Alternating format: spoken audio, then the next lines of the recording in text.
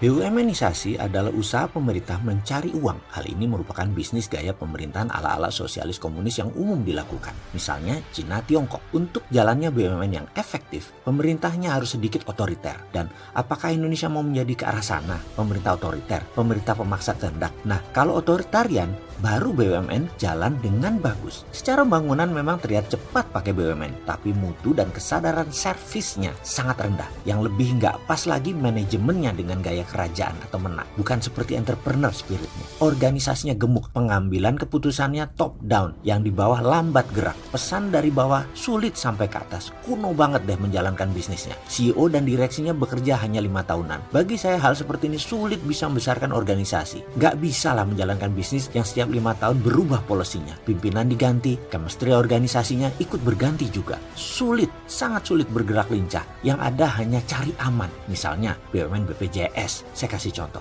Ganti pemimpin, ganti gaya. Ganti style laporan, ganti corporate action. Gak bisa begitu bisnis itu. Dan bleeding to BPJS. Juga Garuda, juga Pertamina. Lalu pertanyaannya, shareholder BUMN diwakili siapa? Kepemilikan itu menentukan sense of belonging. Kalau jawabannya rakyat Indonesia, rakyat sebelah mana? Orang BUMN sekarang menganggap rakyat Indonesia adalah pasar. Dikuras asetnya, dikeduk tenaganya. Terus misalnya dari 116 BUMN ditambah dengan anak usahanya semuanya kira-kira ada 800. Itu asetnya hanya 3.500 triliun rupiah. Dan ini senilai US dollar kira-kira 250 billion. Dibandingkan dengan satu perusahaan GE, General Electric, sudah jauh ketinggalan. Aset GE dan market capitalization-nya GE sekitar 500 billion US dollar. Dibandingkan Apple Incorporated mencapai 1000 billion US dollar atau 1 triliun dolar. Dan mereka hanya dipimpin seorang CEO, bukan menteri dengan perangkat departemennya. Bingung saya kalau urusan begini. BUMN Indonesia dibanding akumulasi jumlah beberapa grup, misalnya Sinarmas Group, Salim Group, Jarum Group, itu hampir sama market cap-nya. Ini sisi lokal loh, bukan sisi swasta negara lain. Jauh. Untuk itu, saya mau kasih solusi. Sebenarnya untuk membesarkan ekonomi sebuah negara itu gampang. Distribusi kekayaan ke swasta,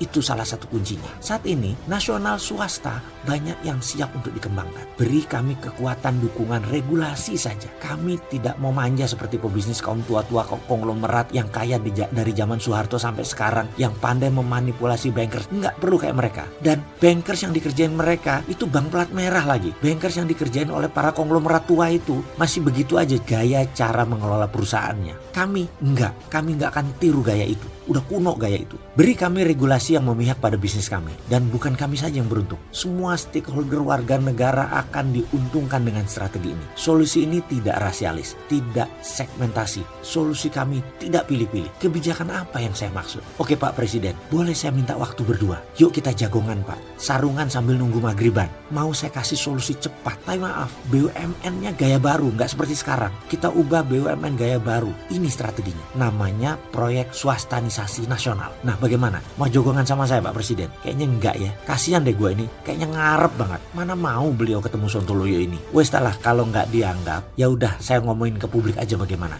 Jangan dibilang saya ini pengkritik nggak pakai solusi. Enggak loh ya.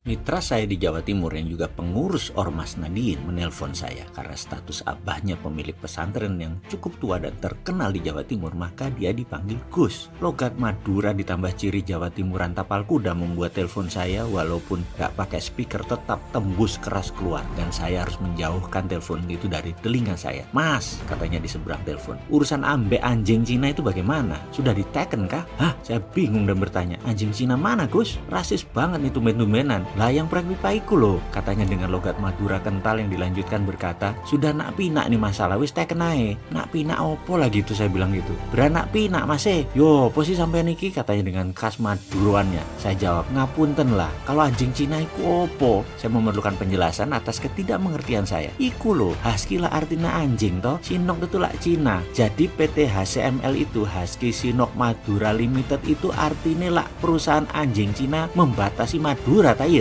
cia mate. Oke lah Gus, saya yo tak ganti telepon. Kebanteran niki, budek kuping saya. Saya pun melanjutkan mengganti HP, memakai telepon biasa untuk melanjutkan komunikasi. Urusan ambek anjing Cina iki. Sesekali pembukaan video kayak gini boleh ya, supaya mengerti kenapa saya anti BUMN-isasi dan anti Tiongkoknisasi. Jadi saya rincikan cerita muasal agar menjadi paham. Saya ini anti BUMN-isasi yang dilembagakan di bawah kementerian. Semua sudah tahu. Yang saya katakan selanjutnya mungkin dianggap lebay, yaitu karena BUMN-isasi ini saat ini membuat bisnis swasta terpukul, sektor retail terpukul, dan banyak pengusaha terpukul. Yang terpukul di sektor swasta di strata ekonomi atas dan tengah, yang main hanya di sektor bawah. Ini tidak terasa di awalnya efek BUMN-isasi ini, tapi sekarang lambat laun sudah mulai terasa di bawah. Dan saya percaya sebentar lagi sektor bawah terjepit kering karena efek BUMN-isasi ini. Yang disebut sontoloyo lebay itu adalah saya mengatakan BUMN-isasi melemahkan rakyat. Ujung-ujungnya ekonomi kerakyatan yang dijunjung di Undang-Undang Dasar 45 tidak terlaksana karena BUMN adalah state capitalism, tetap kapitalis, hanya ditambah sektor negara. Jadi pakai instrumen negara sebagai pelindung dan regulasi. Ini keterlaluan. Rakyat akan terkena dampaknya. Ekonomi akan turun. Sistem sosialis itu bisa jalan baik di negara otoriter seperti Cina. Cina sekarang malah mengambil nama sosialis kapitalis. Di atas kapitalis, di bawah pemerintahan sosialis. Ini yang membuat saya bertanya di rezim sekarang, apa mau jadi otoriter?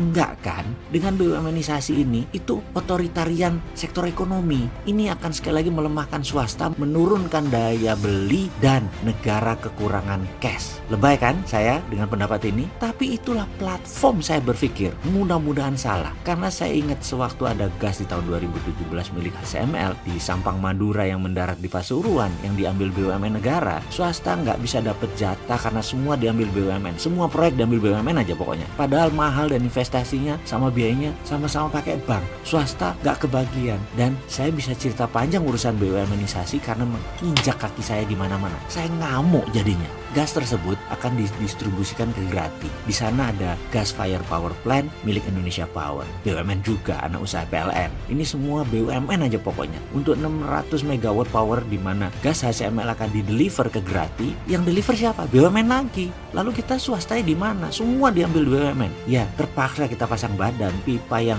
buat distribusi, kita nggak kasih tanahnya. Tanah ini milik kami, milik asli putra daerah. Kita demo. Kalau nggak diberikan pemipaannya, jangan harap pipa ini terpasang di tanah kami. Pokoknya gaya preman deh. HCML panik karena investasi $1 billion bisa rugi kalau tidak terdeliver gasnya. Indonesia Power nggak ada gas juga bisa nggak jalan power plantnya. BUMN gas bisa kena penalti HCML. Semua pusing. Kita shutdown. Kita di tengah. Kita punya aset tanah, kita punya teknologi, kita punya uang. Mana hak daerah yang jauh lebih murah dari BUMN? Intinya kami ngambek. Kalau nggak dikasih pipanya, kita nggak kasih tanahnya. Kita ngamuk semua. Bahkan kita nggak ada takut-takutnya. Bahkan TNI kemarin masuk. Kami lawan. TNI ternyata baik. Begitu sadar bahwa ini untuk rakyat, TNI langsung mundur dan membela kami malah akhirnya. Intinya adalah semua akhirnya mengalah. Akhirnya kita dikasih kontrak setelah berantem selama 2,5 tahun. Di SK kami gas, kami terkenal sekali. Terkenal rebel. Kami yakin kami dibenci sama bos BUMN dan bos ESDM. Bodoh amat, putra daerah pokoknya harus dapat. Daerah harus dapat manfaat. Kami tidak merugikan kok, harganya sama. Masa daerah hanya dikasih CSR? Emang kami pengemis apa? Emang kita sejajar sama orang tidak mampu? Duafa, enak aja lu memperlakukan rakyat begitu. Kita fight, kita ada skill, kita ada uang, ada pengetahuan, malah lebih baik kami dari BUMN gas kalau pengalamannya. Akhirnya mereka menyerah. Akhirnya kita dikasih jatah pipa 14 km. Sekarang kami kerjakan. Itulah peristiwa yang membuat kami dari dulu dibilang rebel, terutama zaman BUMNisasi ini jadi raja seperti sekarang. Maaf bagi para pendukung BUMNisasi. Kami ini pain in the ass. Kami hanya memperjuangkan hak rakyat setempat. Anjing Cina akhirnya menyerah. BUMN akhirnya menyerah juga. Lagi itu dong, mosok kami harus perang terus-terusan hanya untuk meminta hak. Tender kalah karena ada privilege buat sesama BUMN. Dibungkus dengan kerjasama antar BUMN. Padahal harga BUMN lebih mahal dari swasta. Ya kami lawan. Sayangnya kami sendirian. Yang lain hanya macan di sosmed.